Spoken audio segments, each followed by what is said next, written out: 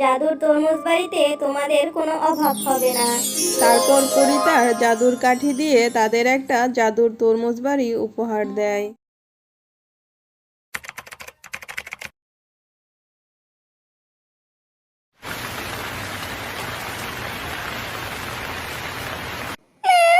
বাইরে তো অনেক বৃষ্টি হচ্ছে আজ। হ্যাঁ রে মিনা, বৃষ্টি দেখে তো মনে হচ্ছে এবার অনেক বন্যা হবে। কি বলছো মা? বন্যা হবে? মা, আমার খুব ভয় করছে। মা, আর দেখো না বাইরে কিভাবে বিদ্যুৎ চমকাচ্ছে। মা, বন্যা হলে আমাদের তো ভাসিয়ে নেবে। তুই ভয় পাস নে রে মিনা, আল্লাহ যা করে সবার মঙ্গলের জন্যই করে। আর আমি তো তোর সাথেই আছি, আমাদের কিচ্ছু হবে না রে মা। চল, অনেক রাত হয়েছে, এবার আমরা ঘুমিয়ে পড়ি। এ কথা বলে ওরা মা আর মেয়ে ঘুমিয়ে পড়ে।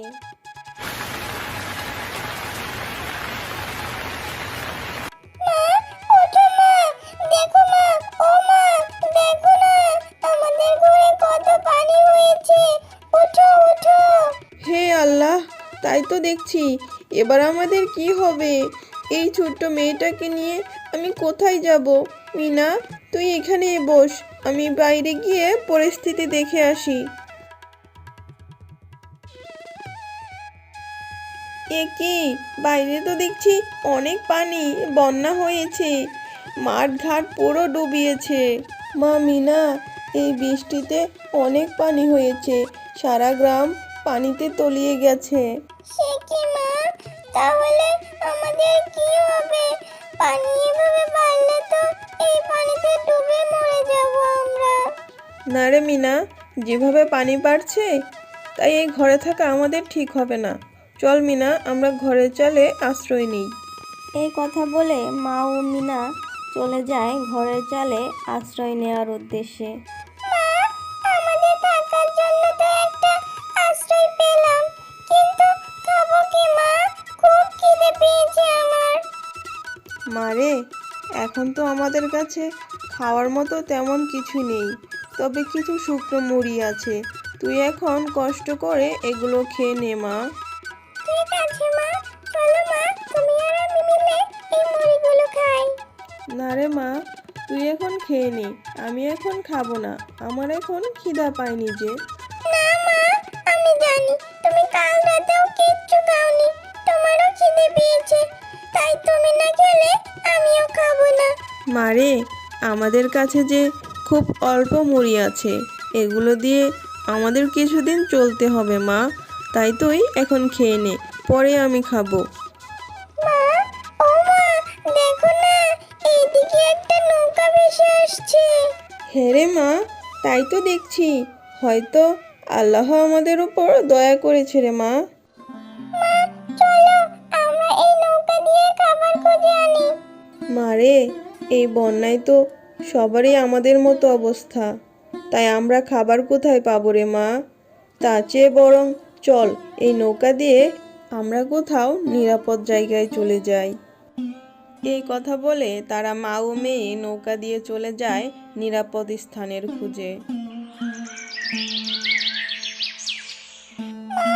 আজ দুদিন যাবৎ নৌকায় ভাসছি, এখনো তো কোনো নিরাপদ জায়গার খোঁজ পেলাম না। আর এদিকে আমার ক্ষুধা পেয়েছে, খিদে যে পেট জ্বলে যাচ্ছে আমার। তুমি কিছু একটা ব্যবস্থা করো মা, কিছু একটা করো। মারে, আমি অসহায়, আমি এখন তোকে কোথা থেকে খাবার এনে দেবো রে মা? আল্লাহ নিশ্চয়ই একটা ব্যবস্থা ঠিক করে দিবে। কাঁদিস না মা, কাঁদিস না, একটু ধৈর্য ধর মা মিনা। ওই দেখ, দূরে তো একটা শুকনো দ্বীপ দেখা যাচ্ছে, চল মা, আমরা ওখানে যাই, কোনো না কোনো ব্যবস্থা হবে ওখানে। হ্যাঁ মা, চলো মা, তাড়াতাড়ি চলো। এ কথা বলে তারা সেই দ্বীপের উদ্দেশ্যে চলে যায়। মা, ও মা, দেখো না দ্বীপটা কত সুন্দর। এটা কোন জায়গা মা? জানি না রে মা, এটা কোন জায়গা, তবে চল গিয়ে দেখি কোনো খাবার পাই কিনা। হ্যাঁ মা, চলো।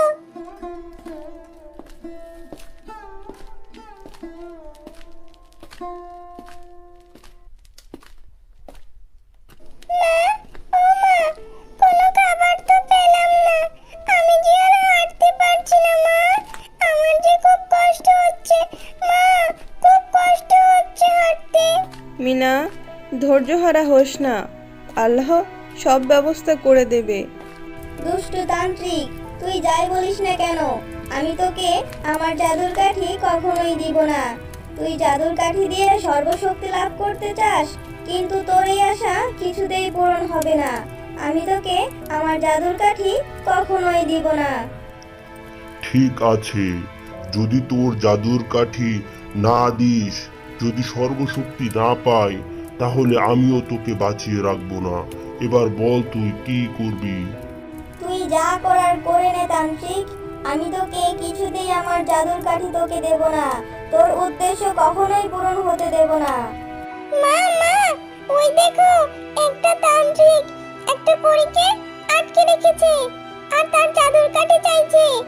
আমাদের ওই পরীটাকে বাঁচাতে হবে মা, না হলে ওই দুষ্ট তান্ত্রিক পরীটাকে মেরে ফেলবে। হ্যাঁ রে মা, তুই ঠিকই বলেছিস, আমাদের ওই অসহায় পরীটাকে বাঁচাতে হবে। তুই এখানে দাঁড়া, আমি দেখছি কি করা যায়।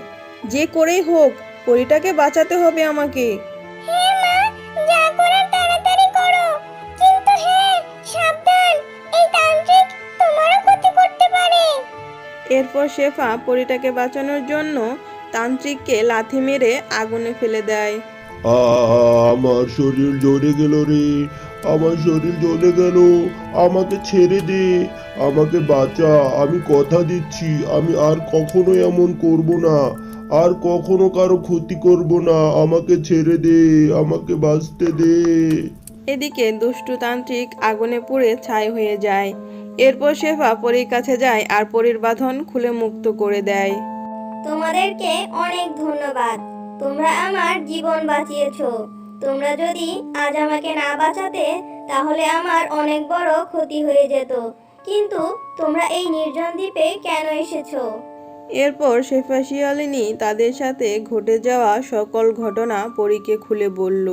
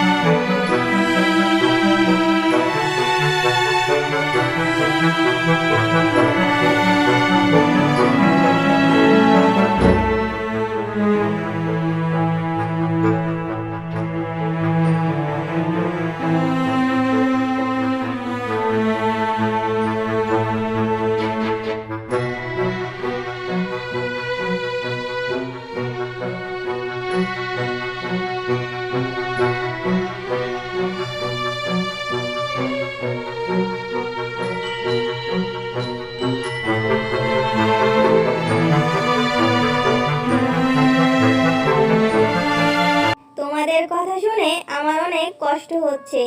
তোমরা যেহেতু আমার জীবন বাঁচিয়েছো, তাই আমি তোমাদের উপকার করতে চাই। তোমাদের একটা জাদুর তরমুজ বাড়ি দিচ্ছি, এখানে তোমাদের প্রয়োজনীয় সবকিছু পেয়ে যাবে। জাদুর তরমুজ বাড়িতে তোমাদের কোনো অভাব হবে না। তারপর পরী তার জাদুর কাঠি দিয়ে তাদের একটা জাদুর তরমুজ বাড়ি উপহার দেয়। অনেক অনেক ধন্যবাদ পরী তোমাকে, তোমার ঋণ কোনোদিন আমরা ভুলবো না। তুমি আমাদের এই বিপদে অনেক উপকার করলে। তোমাদেরকেও অনেক ধন্যবাদ, তোমরা আমার জীবন বাঁচিয়েছো, আমার উপকার করেছো। আমি তোমাদের কাছে কৃতজ্ঞ থাকব।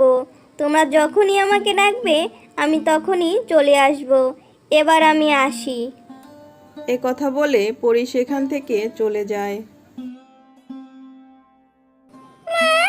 আমরা এখন যা ইচ্ছা তাই খেতে পারবো, তাই না? আমাদের আর কোনো অভাব থাকবে না, আমাদের আর পথে পথে ঘুরতেও হবে না। হ্যাঁ রে মা, আল্লাহ এতদিনে আমাদের ওপর মুখ তুলে তাকিয়েছে। তাই পরীর মাধ্যমে আমাদের একটা বাড়ি উপহার দিয়েছেন। আল্লাহর কাছে লাখ লাখ শুক্রিয়া। বন্ধুরা, আমাদের গল্পটি তোমাদের কাছে কেমন লেগেছে কমেন্ট করে অবশ্যই জানাবে। যদি গল্পটি ভালো লাগে তাহলে আমাদের পাশে থাকবে। নতুন নতুন আরো গল্প পেতে আমাদের চ্যানেলটি সাবস্ক্রাইব করে বেল আইকনটি টিপে দেবেন। ধন্যবাদ।